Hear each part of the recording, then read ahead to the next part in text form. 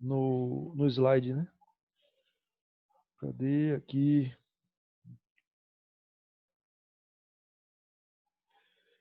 Deixa eu ver se nesse tem alguma coisa aqui importante. O Germânio, não, é só a explicação de quem foram os considerados bárbaros, né? Aqueles que invadiram o Império Romano, só isso. Aí tá exemplificando características de como eles viviam, né? Não tinham comércio, eram politeístas, não usavam a escrita, usavam pouco. E o direito consuetudinário. Beleza, vamos lá. Eu acho que no início, quando a gente estudou pela primeira vez Idade Média,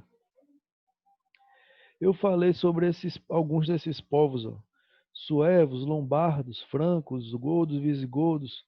Mas a real é o seguinte: o desses aqui, os que têm mais importância são os francos, por causa daquela ligação com Carlos Magno, né?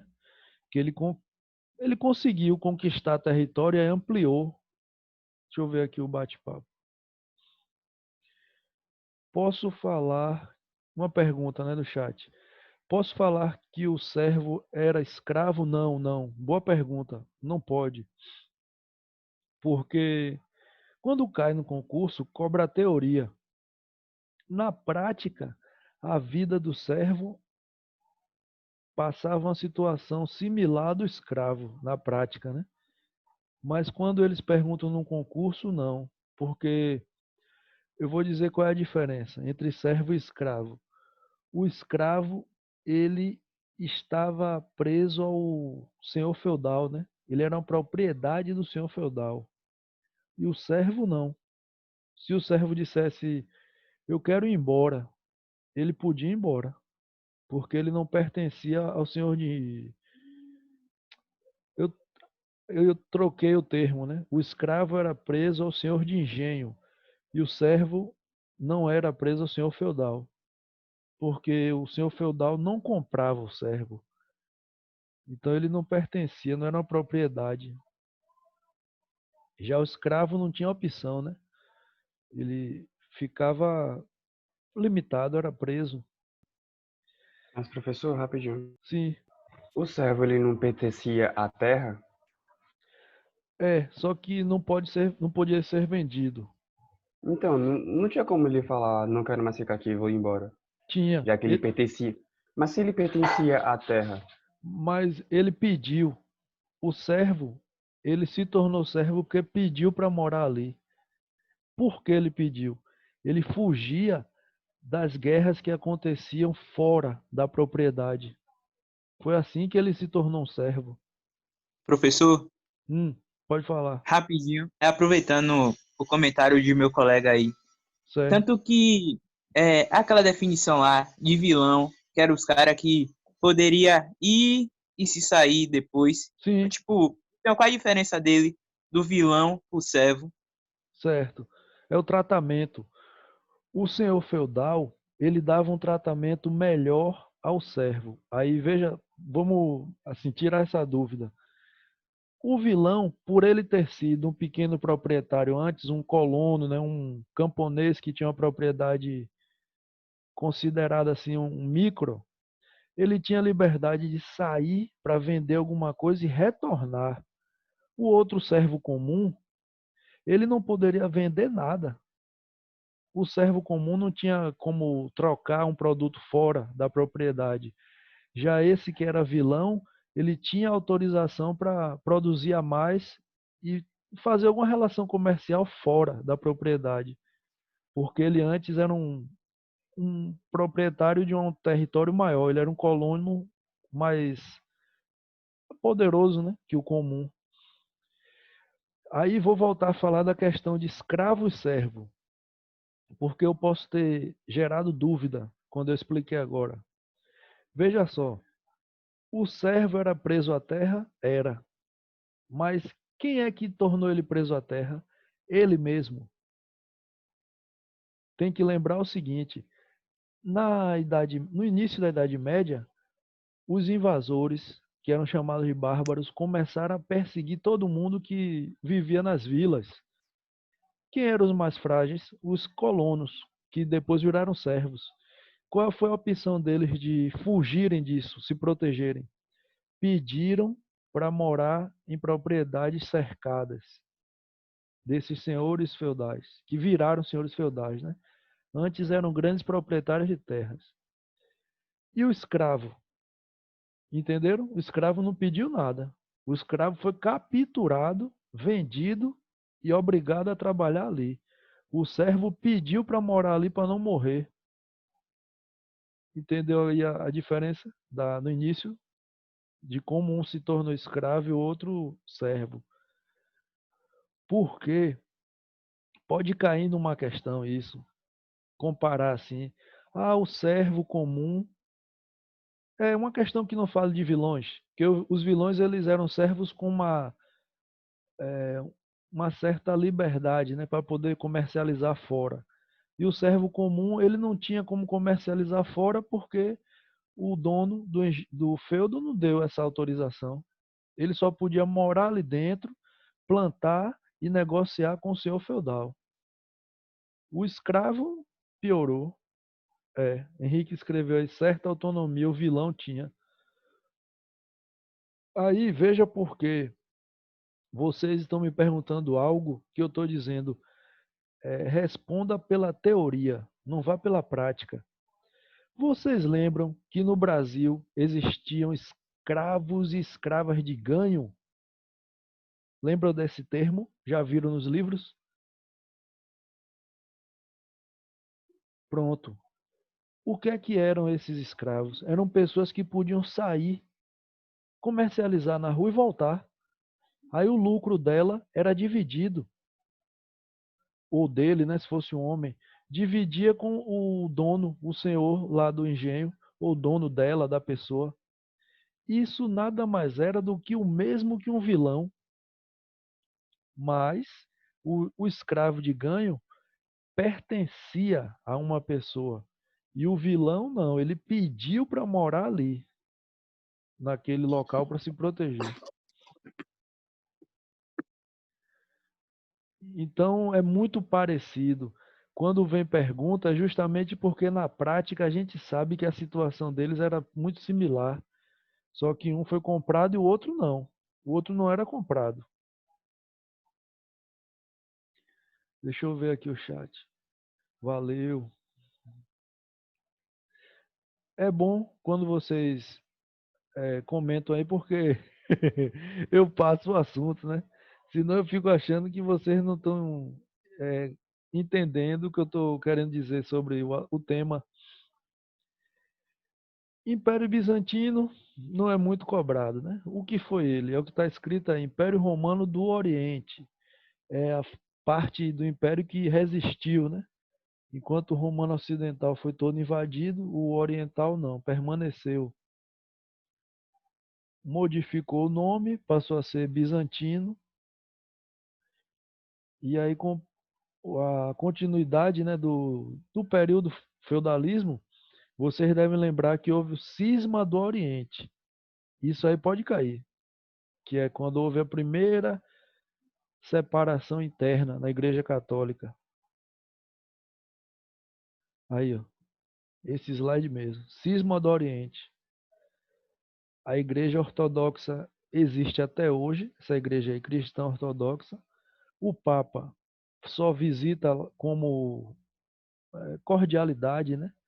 Ele não tem nenhum poder sobre essa igreja e quem comanda ela começou pelo imperador Justiniano, lá do Império Bizantino. Esse termo aqui, ó, Cesaropapismo. O imperador era o chefe do exército e da igreja. Monofisistas e iconoclastas. A Igreja Católica Romana dizia que isso era heresia, né? Negar a Santíssima Trindade. Por que o Oriente resistiu mais que o Ocidente? Porque tem que voltar no seguinte: no início, do assunto Idade Média, tem um momento que é quando os generais romanos disputam o poder. Tem um período do Império Romano que não é perguntado nas Persegues, mas é quando os generais começam a disputar o poder para saber quem iria comandar o Império Romano. E aí eles enfraqueceram as fronteiras ocidentais. O lado que resistiu foi o lado oriental, que foi o império que se chamou depois Bizantino. Enquanto no Ocidente o enfraquecimento foi, assim, digamos, o maior, porque quem deveria estar cuidando das fronteiras estava querendo tomar o poder. Não cai no concurso, mas é aquele assunto que no Império Romano se chama de triunvirato. Triunvirato, que existiram dois triunviratos, quando o império ficou dividido entre o poder de três pessoas. Então ali eram o quê? Eram disputas, né, entre generais. Isso surgiu após a morte de Júlio César, mas não cai não. Isso não cai não.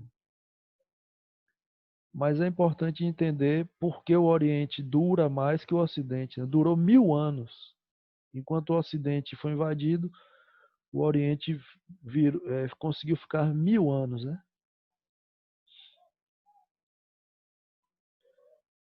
Então aí, ó, as duas heresias: negar a Santíssima Trindade, eram heresias do Império Bizantino, né? E não acreditar em imagens, né? Não acreditar em esculturas de santos, pinturas, lá não tem isso. É igual a. Tem outras igrejas, né? Assim, igreja protestante não acredita nas imagens, não se tem escultura em igreja protestante, aquelas esculturas de santo que eu quero dizer, entendeu? Os povos islâmicos também não têm lá imagem de santo. Então, no máximo, tem o quê? A imagem de Deus, a única. Vamos lá, continuar. Então, importante desse momento é Cisma do Oriente. Voltando aqui, são essas características, quais foram romanas e quais foram germânicas. Vamos lá, continuando. Justiniano, turma, o que é perguntado sobre ele é esse código de direito aqui, ó, que ele fez. O que foi isso? Reuniu o direito romano e passou a utilizar lá no Império Bizantino, que era o Império Romano do Oriente, né? Que continuou resistindo ainda. Só isso. Mas ficou muito famoso porque o direito romano conseguiu, né, ser preservado no Império Bizantino.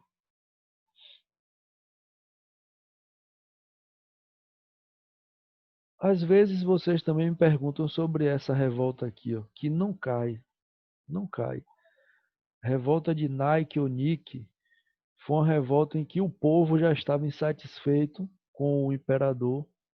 E aí, numa disputa, corrida lá no hipódromo, né, corrida de cavalo, houve um certo empate. E aí o Justiniano foi desempatar e escolheu um cavalo que ele gostava. Aí gerou uma polêmica danada. Foi por causa do cavalo que iniciou.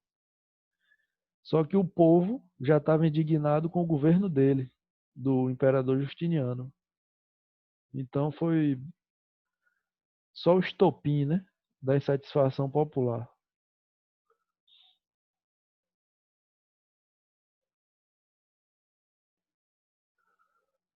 Aí é Constantinopla, né? É uma cidade que hoje se chama Istambul, capital da Turquia.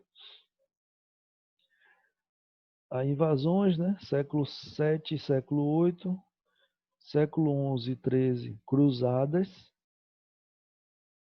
1453 foi quando acabou o Império Bizantino, né?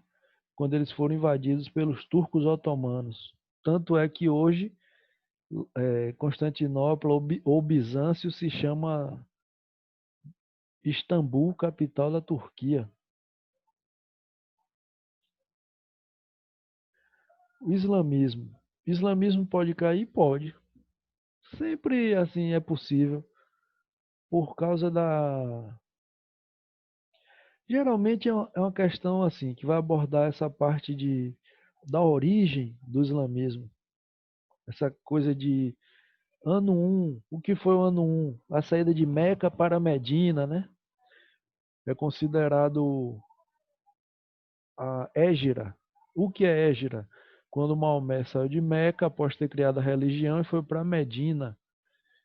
Ter criado não, após ele ter sonhado com o anjo Gabriel. Na verdade, a religião foi criada na cidade do profeta, né? Que se passou, que o nome virou para ser Medina.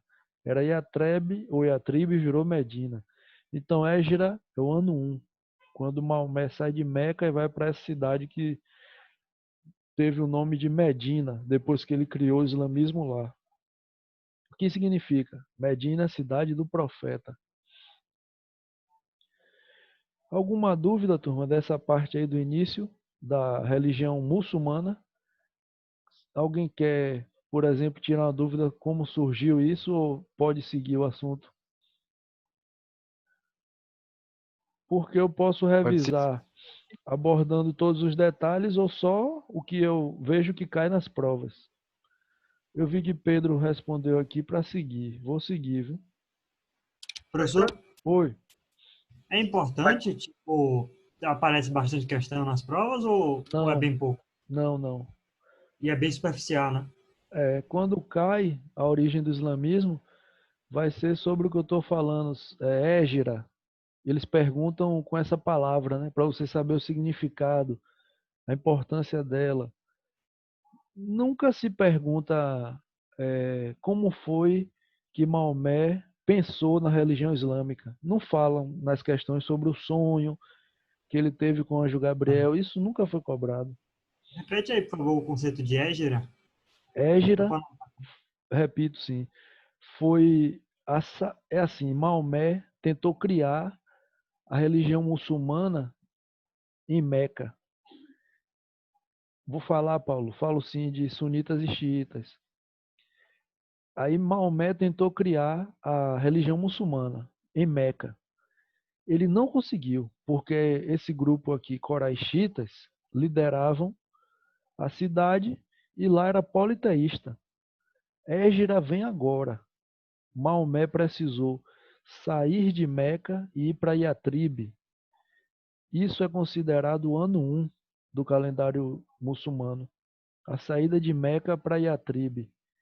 Porque na cidade de Yatrib ele criou a religião islâmica. E lá ficou tão forte que mudou o nome da cidade. Passou a ser chamada de Medina, cidade do profeta. Então o que foi a Égira? O ano um, quando ele saiu de Meca e foi para Yatrib ou Medina. Aí uma imagem, né? Aquela imagem tradicional da Caaba, que um dos pilares da religião islâmica é visitar Meca pelo menos uma vez. Aqui são pessoas em volta do local do templo sagrado, que hoje só se cultua religião islâmica. Antes de Maomé, existiam várias imagens, né, religiosas dentro da Caaba. Eles eram politeístas. Professor, Oi, pode perguntar.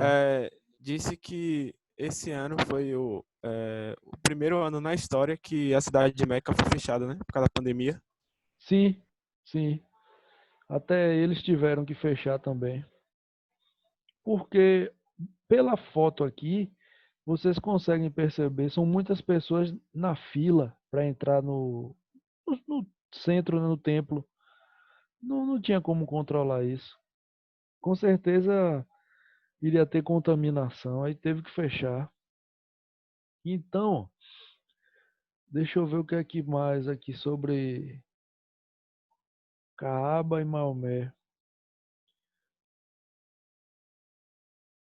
Eu ainda não falei de sunita e xiita porque vai surgir daqui a pouco, após a morte dele, de Maomé.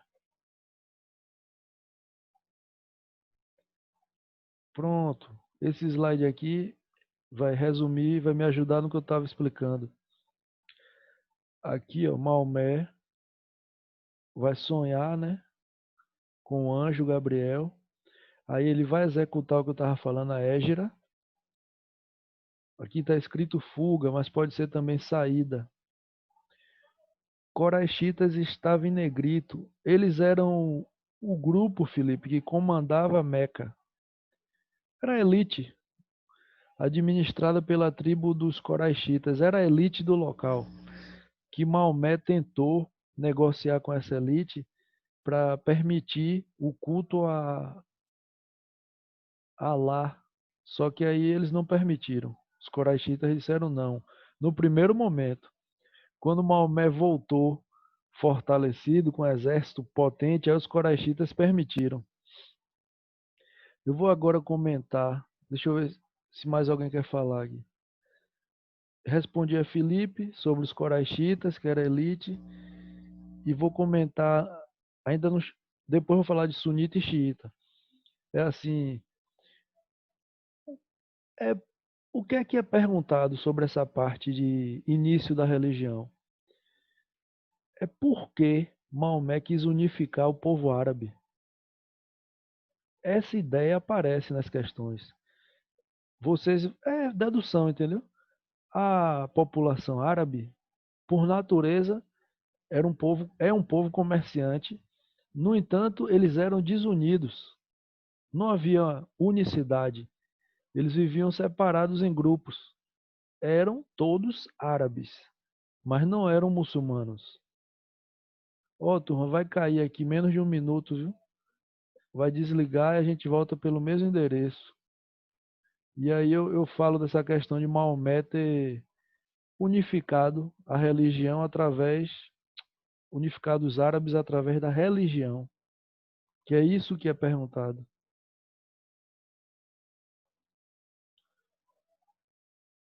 Para tirar essa dúvida sobre o que cai mesmo, né?